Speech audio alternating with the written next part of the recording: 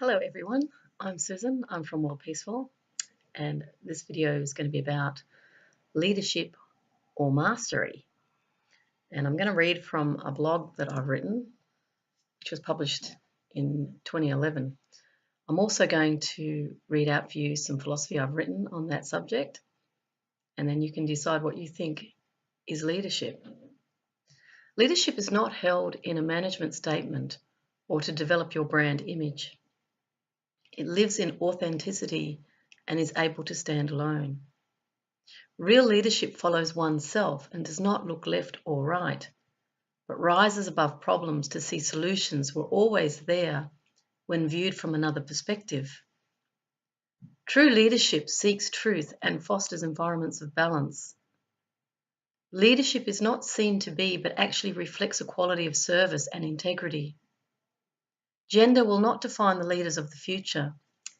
They will be the ones that found their true nature. For one leads oneself, and all others choose the same. This is empowerment. Leadership translates into mastery when creating many masters. This is the true definition of power. And of course, what's being said there is it's not about power over people, it's about power within. And empowerment is about giving people the tools to make their own choices. It's not about manipulating choices or controlling outcomes. It's about very much that idea of to thine own self be true. I remember seeing that engraved in the walls at the University of Western Australia, actually, where they had many statues of Aristotle, Plato, and engraved in the walls were these interesting philosophical quotes.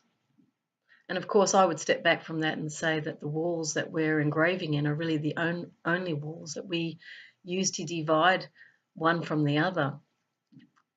Whenever we see division, whenever we see an other or someone who is the enemy, or we put down another, we're actually, in a sense, following what I would call the shadow, the negative aspect of ourself. I've just published 2 videos on Carl Jung, and that, of course, looks at the unconscious. And as I was investigating him again, I noted that he was an alchemist himself and a psychologist, or actually he was a psychoanalyst is what he was. And he also investigated the unconscious within people and how it projects out. You know, we're seeing more wars around the world because people have unresolved conflict. People are still caught up in old paradigms where they're seeking control through oil or some form of control of power.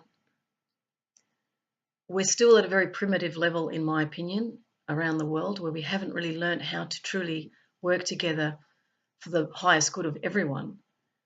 And that's why a statement like leadership or mastery is actually a very important question to ponder, because the real mastery is of oneself.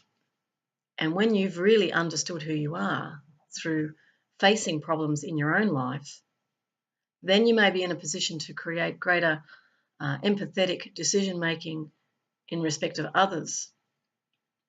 People are not here to extend your wealth or your influence or to make you feel like you're more important.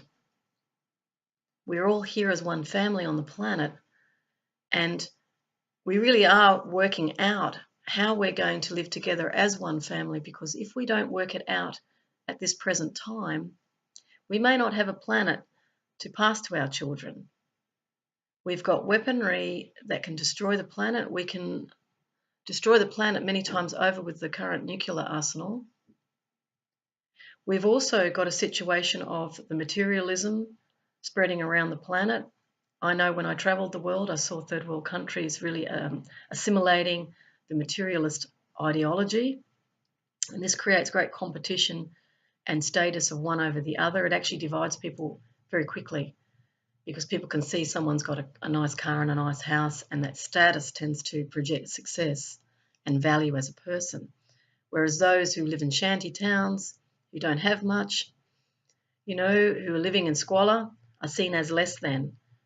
And unfortunately, this type of mentality exists in first world countries too. When we see people homeless on the street, the same projection is accorded.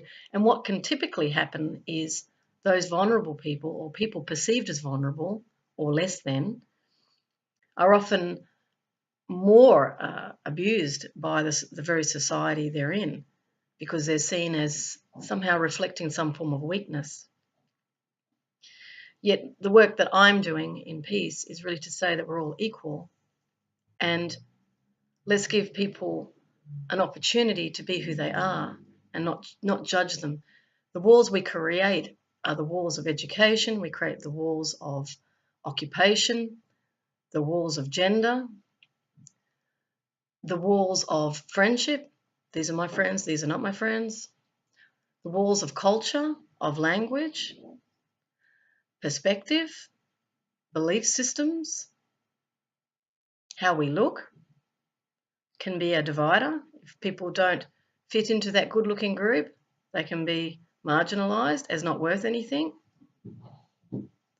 So in the peace area, we see everybody as one, and there is no less than anyone. So what I'm going to do is I'm going to read for you a poem I've written called Leadership or Mastery. What is leadership? Is it authority? Is it knowing the answers? Is it stature? Is it reputation? Is it steadfast adherence to past decisions? For many are seeking leadership, yet leadership cannot be sought. You are either a leader or not. A true leader serves, allows others to have their say, asks many questions, is unconcerned with status, is prepared to lose reputation if it runs against the grain. For one becomes isolated, one is alone. As a leader leads oneself, she doesn't require followers. He cultivates inner power, the power to choose, through enlightened self-governance. Many have turned to the Father, many have sought someone to take the lead, for they are not prepared to take responsibility, for position and status demand an answer. Yet these structures have a tradition. Dominance was perceived as strength, aggression as power. Yet in truth there is no power in taking power. For the collective becomes weaker as we watch the civilization go into decline. The greatest strengths are not leadership, they live in humility, in self-knowledge, in truth. For these are the three horsemen who are not blind. They lead with sense, for sense ability seeks the middle ground of compromise. As one is sharing the pie, equally divided, equally owned, equally enjoyed. This is the mastery of the future. For there will be no leaders. There will be no followers. For when we all take responsibility for what we create, we will choose in the next few years to stand on our feet or live on our knees. And the latter is not conducive to natural selection.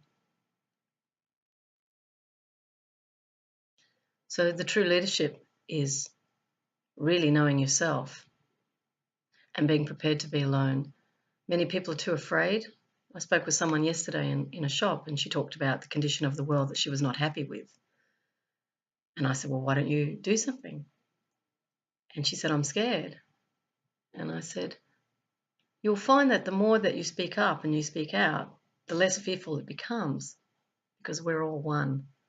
So I'll leave you with that thought. I send you peace, love, oneness, and mastery.